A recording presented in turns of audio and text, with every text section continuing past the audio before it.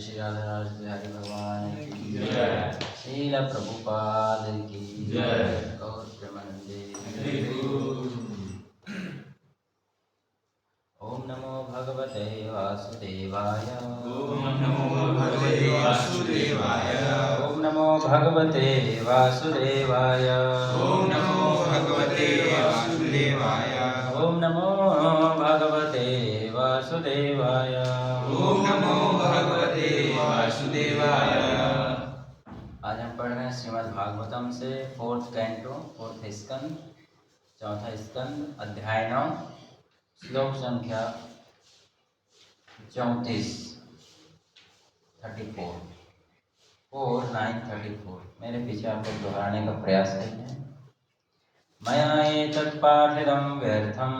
मया एतत् पाठितं व्यर्थम्। मया एतत् पाठितं व्यर्थम्।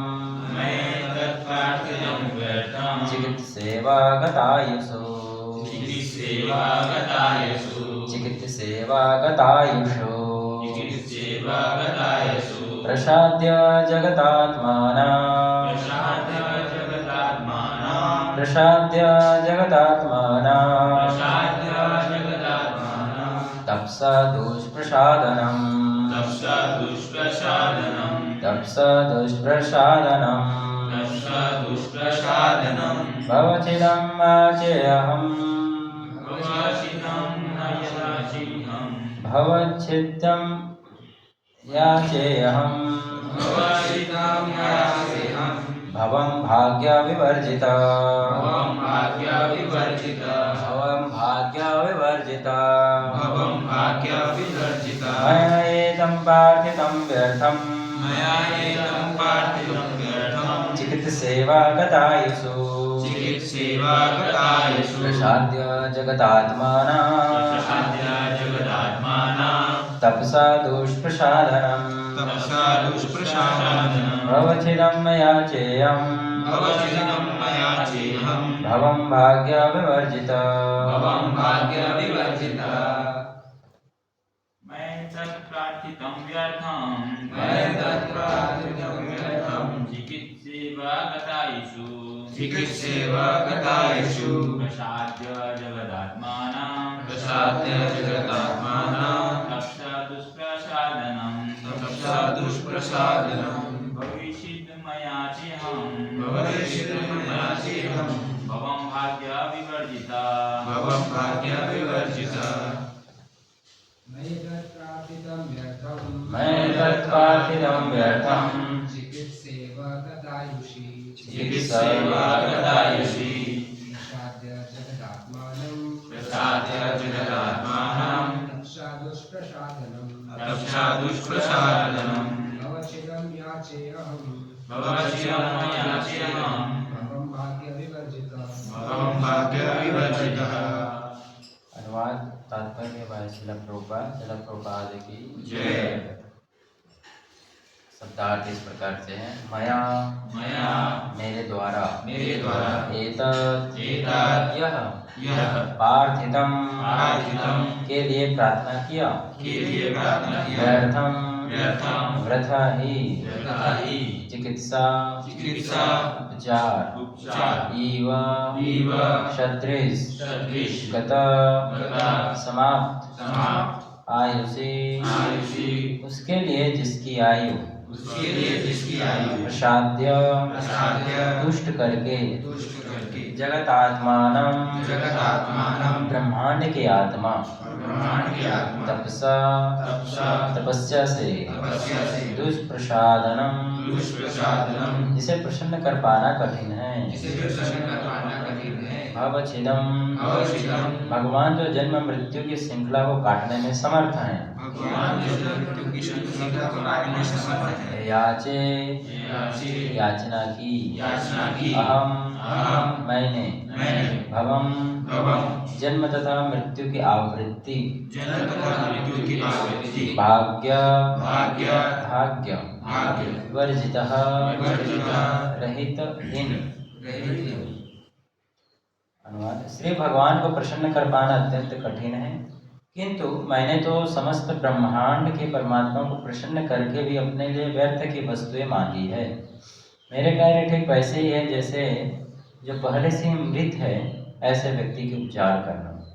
जरा देखो तो मैं कितना भागा हूँ कि जन्म तथा मृत्यु की श्रृंखला को काटने में समर्थ परमेश्वर से साक्षात्कार कर लेने पर भी मैंने उन्हीं दशाओं के लिए पुनः प्रार्थना की है।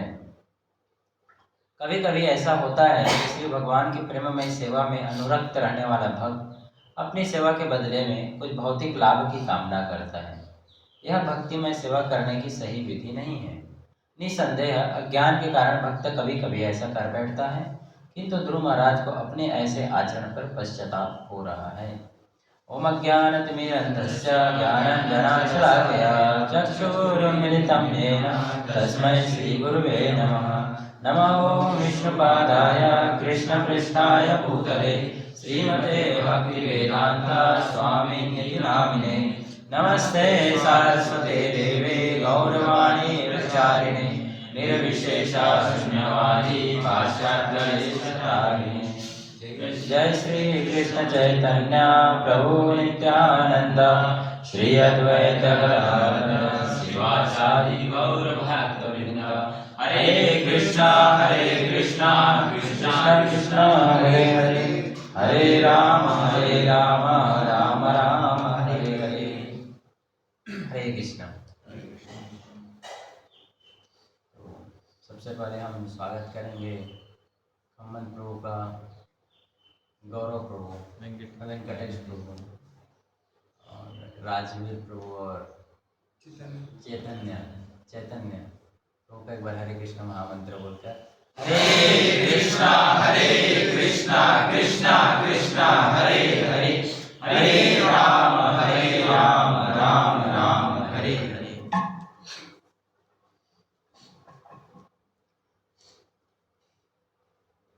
क्योंकि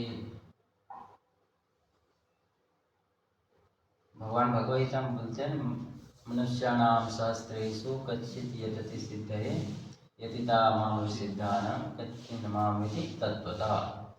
तब बहुत सारे मनुष्यों में कोई एक मनुष्य जो है भक्ति के लिए प्रयास करता, भक्ति आध्यात्मिक जीवन के लिए, और ऐसे लोग जो आध्यात्मिक जीवन की ओर रुचि रखते हैं, जो रुचि रखते हैं आध्यात्मिक जीवन की, जानना चाहते हैं, उन लोगों में भी जो आध्यात्मिक जीवन में रुचि रखते हैं उसके बाद भक्ति से जुड़ना और भक्ति में उनको अच्छे से भक्ति करना, ऐसे और भी बहुत बिरले ही होते हैं ना, बहुत बिरले। तो भगवान उसमें अनुपात बताते हैं कितना मनुष्य नाम सहस्त्रेषु, हजारों मनुष्यों में कोई एक, और फिर कोई एक तो भक्ति की ओर आता, आध्यात्मिक जीवन की ओर आता है, और उनमें भी कोई जो इसको अच्छे से पूर्णतः भक्ति में आने वाले में भी जो पूर्णतः भक्ति करे, उनका अनुपात कितना है?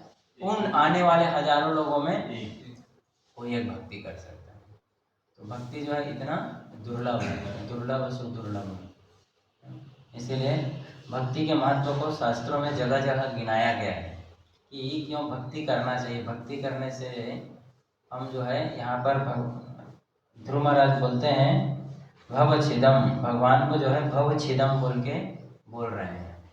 भवच्छिदम का क्या अर्थ होता है कि भगवान जो जन्म मृत्यु की श्रृंखला को काटने में समर्थ है, जो जन्म मृत्यु के चक्र से किसी को भी जन्म मृत्यु के चक्र से निकाल सकने का अर्थ है कि उसको बारंबार जो हमें दुख मिल रहा है उस दुख चक्र से निकाल सकते हैं भगवान।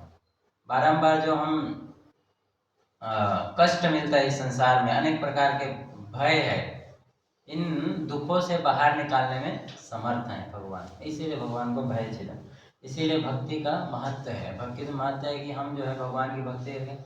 जन्म मृत्यु जैसे जो सबसे बड़े प्रॉब्लम है, उन प्रॉब्लम से हम बाहर निकल सकते हैं। जन्म मृत्यु जरा व्याधि दुख दोषानुदर्शनम, बोलते हैं कि ये तो दुख है ना, बार बार पुनः पुनः दर्शन कर रहा है कौन? जीव।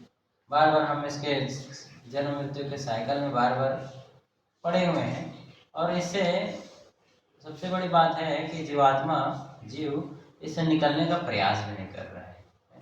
ये सबसे बड़ा क्या है? लॉस है किसी के लिए। मनुष्य जन्म मिला है तो भक्ति के लिए प्रयास नहीं करना ही सबसे बड़ा उसका लॉस है।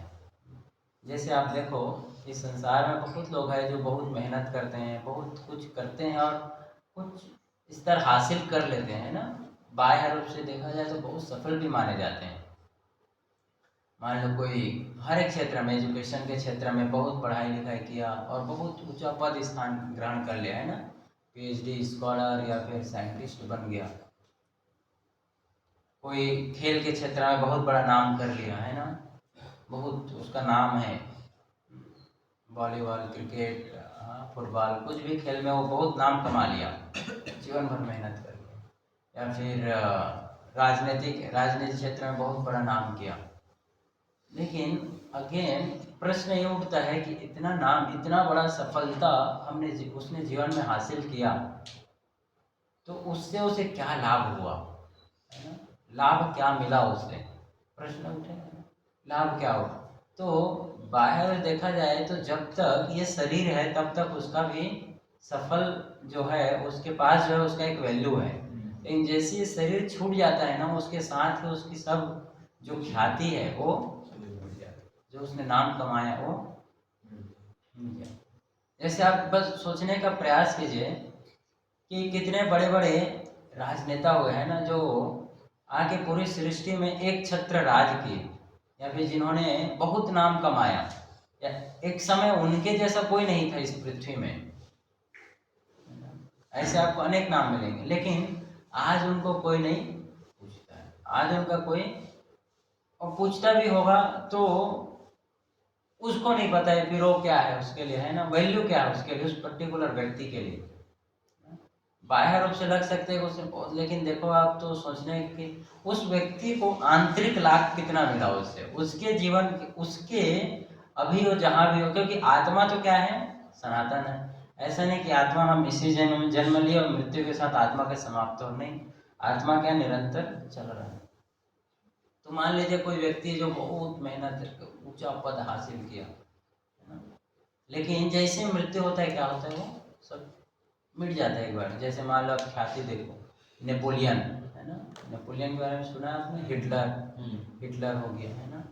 तो हिटलर जैसे व्यक्ति ने अपने समय में सबसे बड़ा नाम था पूरे विश्व में, लेकिन आज जो है उसका सम्मान नहीं है। उसने जो भी किया, इतना पद हासिल किया, लेकिन आज उसका वैल्यू कुछ नहीं है आज, और महत्व नहीं है उसका कुछ भी, है ना। महत्व इन द सेंस कि अभी हम उसका दृश्य, उस वस्तु को, उसने जो चीज हासिल किया ना, उसका कोई महत्व नहीं उसके लिए। पूरे विश्व, जैसे सिकंदर ने पूरे विश्व को जीता, लेकिन आज सिकंदर के लिए उस विश्व को जितना कितना वैल्यू है, कोई नहीं, क्योंकि कहाँ है सिकंदर।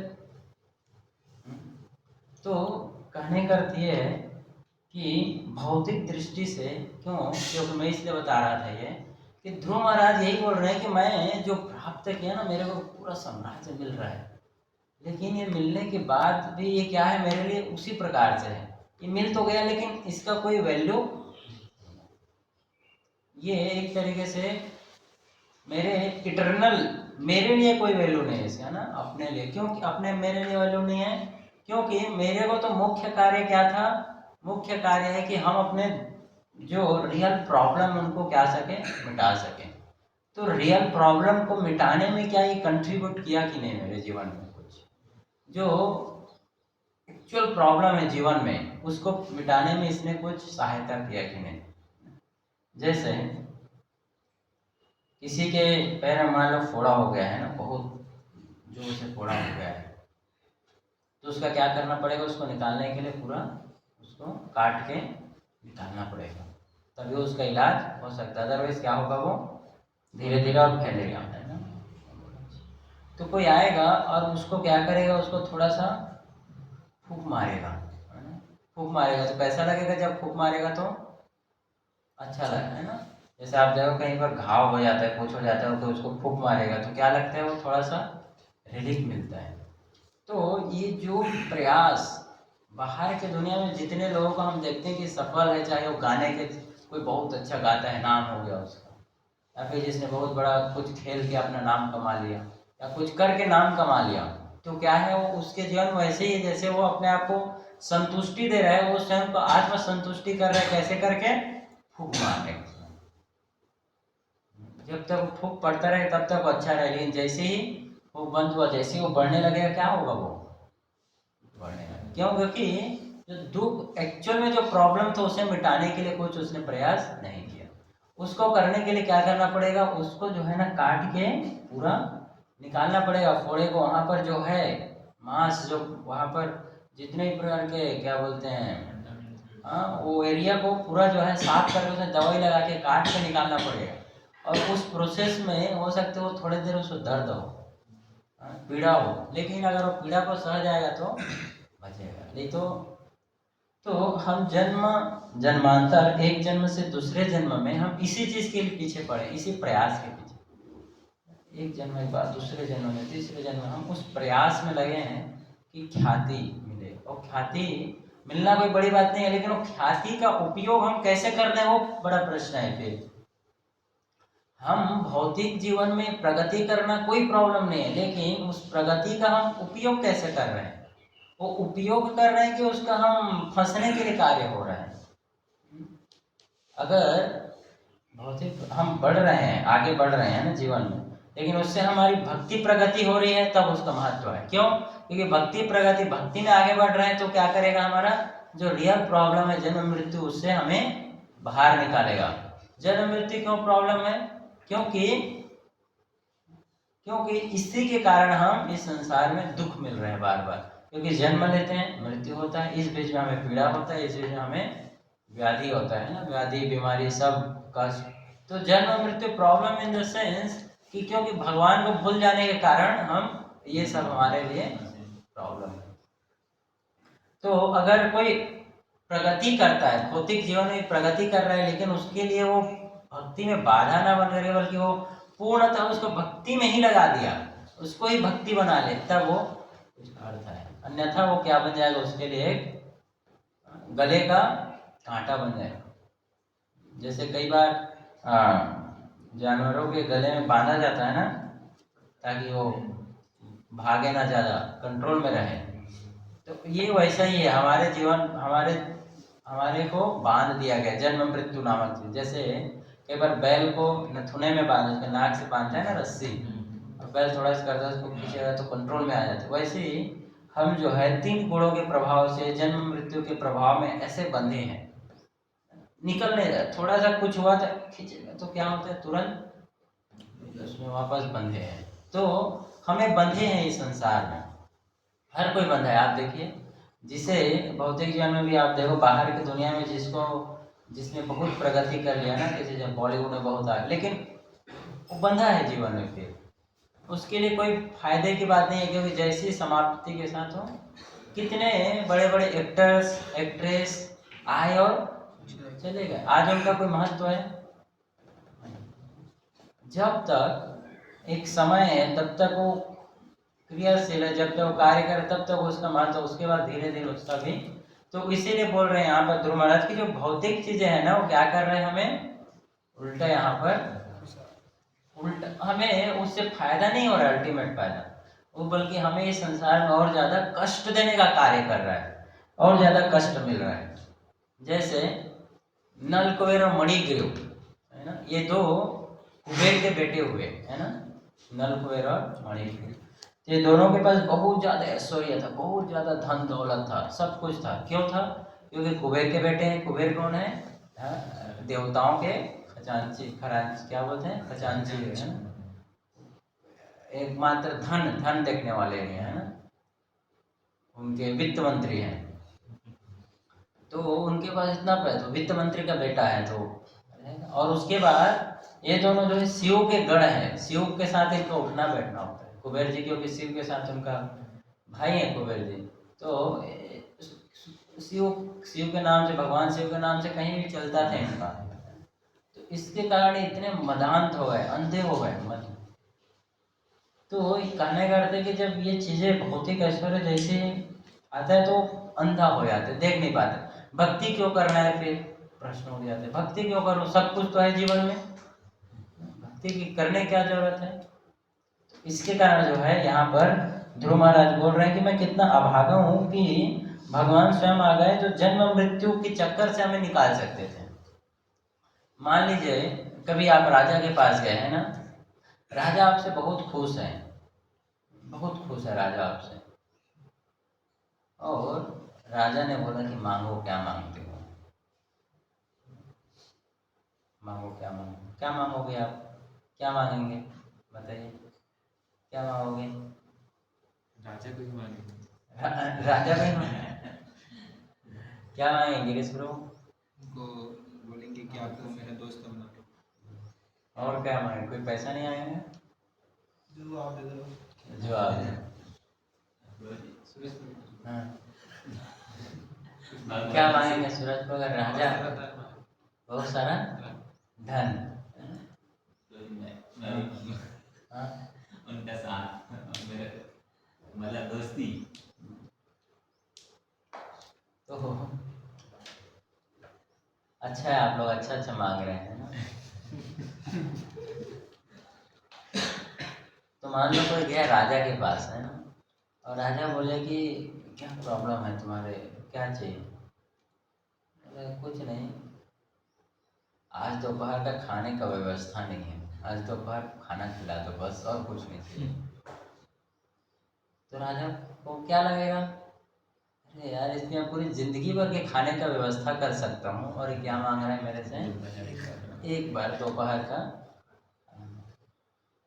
तो समझदारी क्या है, राजा अगर बोले कुछ दो तो राजा को हम क्या कर सकते हैं, राजा जो है, राजा से आप, राजा जब सब अपॉर्चुनिटी दे रहे तो आप राज दरबार में रहने का उससे मित्रता कर सकते हैं। एक बार उससे मित्र बन गए, उससे संबंध, उसको बोलो आप मेरे संबंधी बन जाओ, है ना, रिलेशन बिल्ड, मैं आपके साथ जो है हमेशा पास में रहना चाहता हूँ, साथ में रहना चाहता हूँ।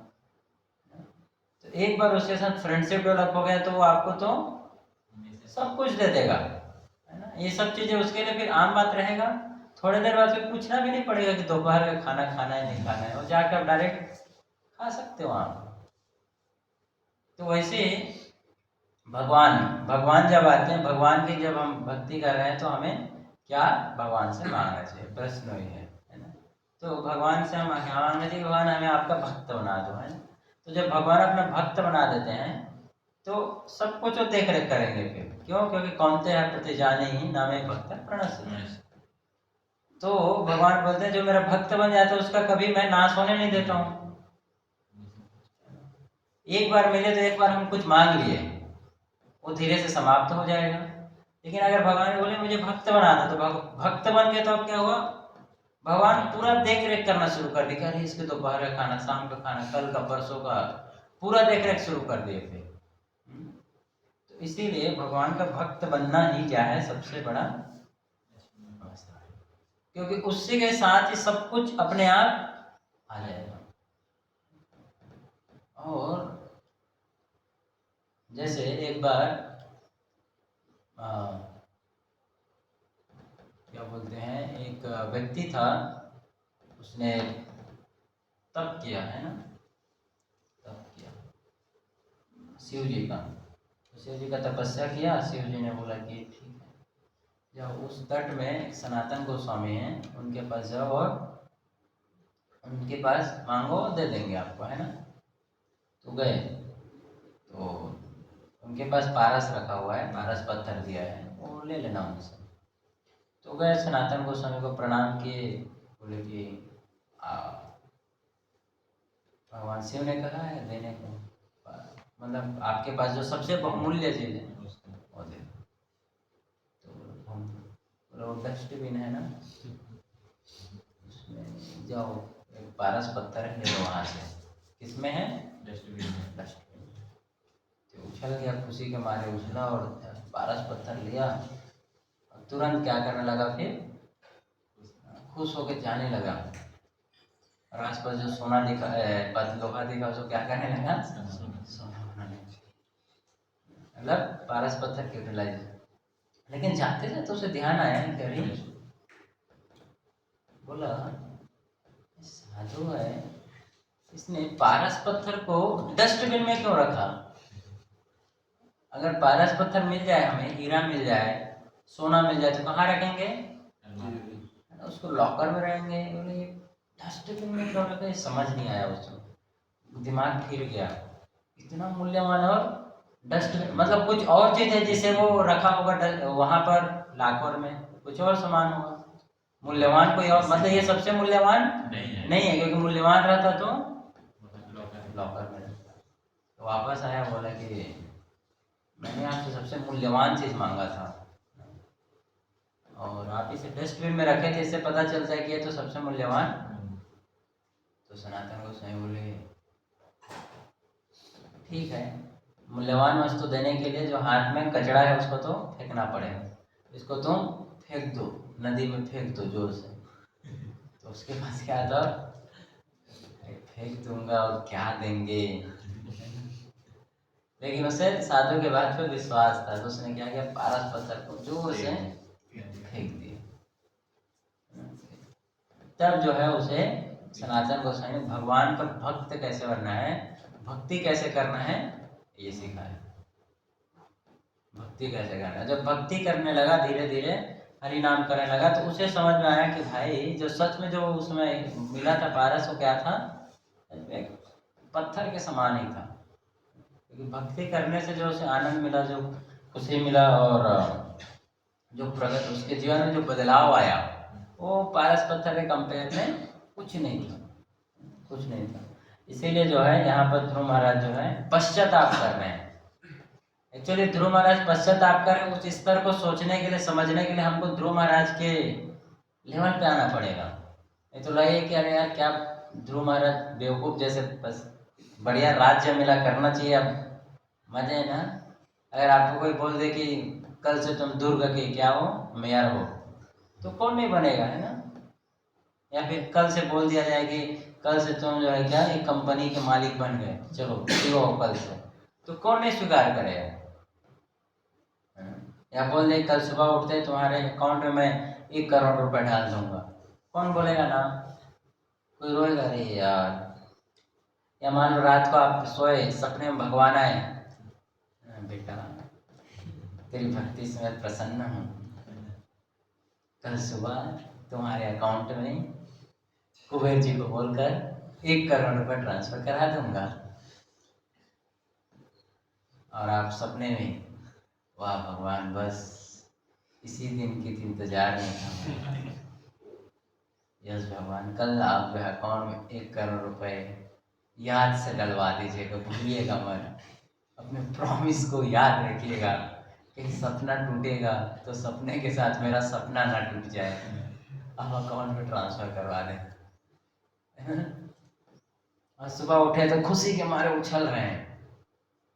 लेकिन जो समझदार व्यक्ति रहेगा वो सुबह उठेगा तो क्या होगा, उसे पश्चाताप होगा, अरे बाप रे बाप, भगवान स्वप्न में आए और सब दे रहे थे, है ना, तो उस समय मैं क्या में खो गया, ऐसे में कि हाँ भगवान बस इसी दिन के लिए तो भक्ति कर रहा था।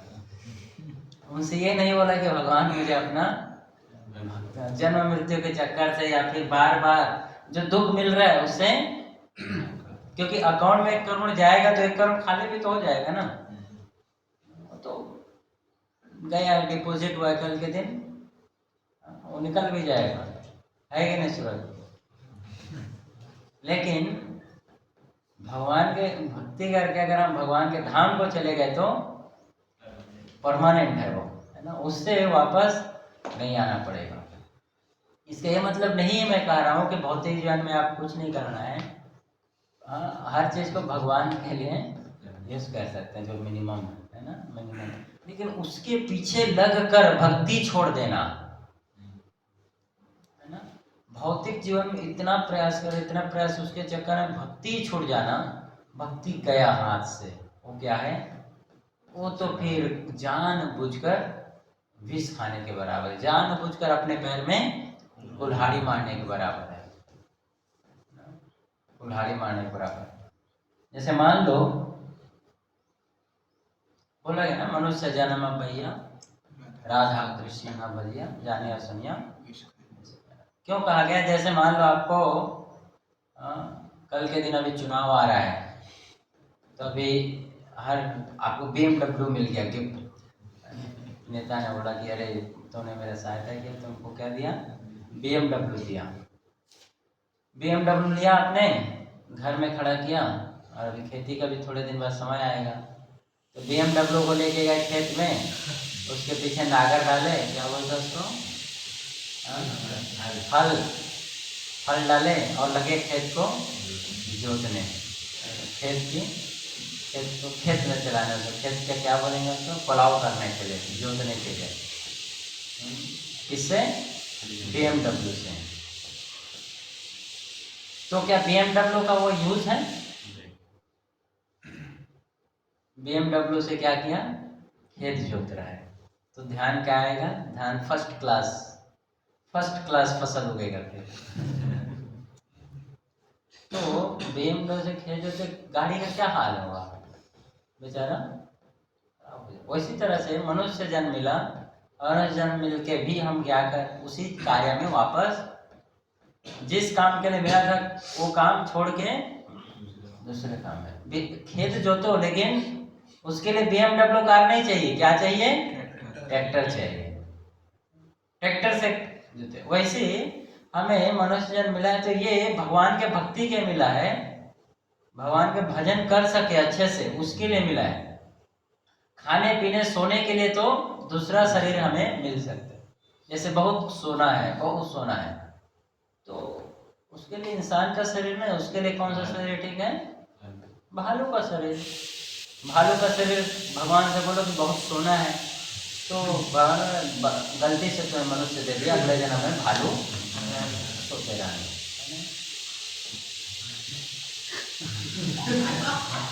गलती से नहीं। या फिर किसी को बहुत ज़्यादा क्या बोलते हैं, क्या बोले उसको, मांस खाने का शौक है। कई इंसान है जो डेली मांस खाते हैं ना, कई लोग हैं ऐसे। तो भगवान ने मनुष्य उसके लिए नहीं बनाया, उसके लिए क्या है, जो मांसाहारी जीव है, शेर है। तो गलती अगले जन्म में बोले भगवान ठीक है, तो मांस खाने का शौक है, कोई बात नहीं, भगवान दयालु, दया करते हैं ना, ऐसा नहीं कि भगवान बोले ऐसा कुछ, भगवान कृपा करते हैं, बोले कोई बात नहीं, अगले जन्म में तुम्हें शेर बना देंगे, भेड़िया बना देंगे।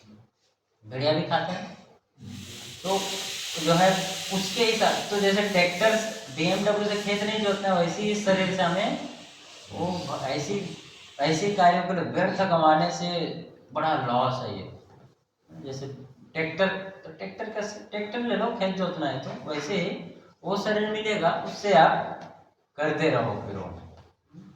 तो वैसे ही भौतिक जीवन में जो भी आप देखते हो ना, जितने भी लोग हैं जो प्रगति हैं, वो सब वो कार्य के लिए नहीं। जैसे मान लो बहुत अधिक कोई तैरता है ना, तैराक है, तैरने में बहुत एक्सपर्ट है, तैरना अच्छी बात है, लेकिन तैरने में ही जीवन बिता देना वो अच्छे बात नहीं।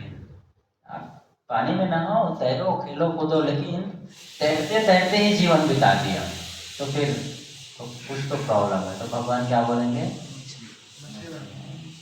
बाय मिस्टेक हो गया था तुम्हारे साथ, मछली बनो, जल में ही रहो, है ना, स्वाभाविक है। इसलिए हमें जो है इस जीवन का तो कम से कम सदुपयोग करना चाहिए, इस जीवन को सदुपयोग। इसीलिए ध्रुव महाराज बोल रहे हैं कि अरे इतना अच्छा मौका था मेरे पास और मैंने क्या किया, उसको लॉस कर। तो हमें वो समझना, ध्रुव महाराज के स्तर पे थोड़ा आएंगे तो वो समझ में आएगा, नहीं तो हमें लगेगा कि क्या ध्रुव महाराज फालतू बात कर रहे हैं ना, व्यर्थ।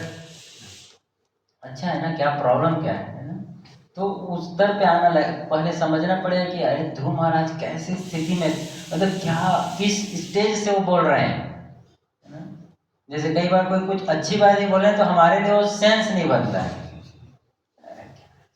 क्योंकि हम उसके स्तर पे नहीं कि समझ सके उसकी बात को, समझ सके, है ना। उसके बाद जैसे आप जाके सुअर को बोलो कि आवाज बहुत दिन से तुम नाली में खा रहे हो, आज तुम्हारे लिए घी का हलवा लाए हैं हम, घी के हलवा खाओ, तो सुअर खाएगा घी का? उसके लिए कोई सेंस नहीं बनेगा ना, क्या तुम कितने दिन से वही घी तेल में खा रहे हो, आओ थोड़ा नाली में उठाओ आनंद मेरे साथ, तुम्हें मजा आएगा कि क्या है ये, है ना। तो घी के लिए तो वैसे ही बाहर जो लड़के लोग ऐसे ही हो गया है, क्या हमेशा तुम भक्ति कर रहे हो, आओ बाहर देखो पहले आनंद क्या है, कितना मजा है गाने में, बॉलीवुड में, मूवीज में, है ना, क्रिकेट में, आके देखो थोड़ा क्या मजा है।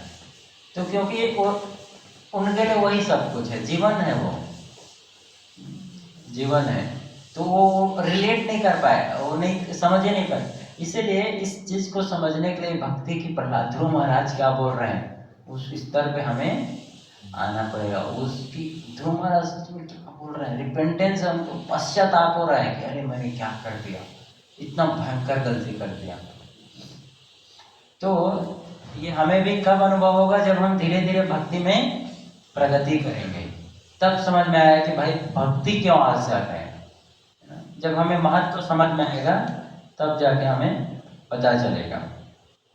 इसीलिए यहाँ पर ध्रुव महाराज इस तरह से प्रार्थना कर रहे हैं, है ना, और कह रहे हैं जैसे ये वैसे ही जैसे कोई मरे हुए व्यक्ति को, मान लो कोई व्यक्ति डॉक्टर के आप पास लेके गए ना किसी को, आपके घर में मान लो कोई व्यक्ति है, हाथ पैर नहीं चल रहा, आप डॉक्टर के पास ले गए, डॉक्टर कोई बात नहीं, मैं इलाज करता हूँ, मर गया है लेकिन ये तो भी मैं इलाज करता हूँ, मेरे को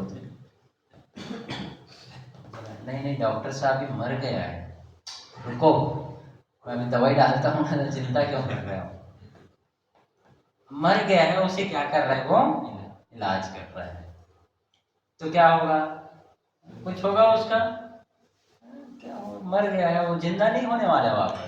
तो वैसे ही हम इस जीवन में जो है, जो प्रयास है वो क्या है, उसी तरह से है कि जो मरे हुए व्यक्ति का उपचार करने के बराबर, मरे हुए व्यक्ति का जो मर गया उसका जिंदा करने के वापस उपचार नहीं किया जा सकता है। तो ये उसी तरह से ध्रुव महाराज बोल रहे हैं मेरी स्थिति वैसी ही हो गई, इसलिए हमें जो है भक्ति को तो जीवन का एक अभिन्न अंग और इसके लिए प्रयास करना है, जो इसके लिए आवश्यक है वो हमें करना चाहिए। कहने का अर्थ है भक्ति में आगे बढ़ने के लिए जो जरूरी है वो हमें करना चाहिए, जो आवश्यक है मेरे जीवन में, मेरी भक्ति के लिए जो जरूरी है वो मुझे करना चाहिए, है ना। ठीक है, तो यहीं हम रुकेंगे। हरे कृष्णा। किसी प्रश्न है तो पूछ सकते हैं, अदरवाइज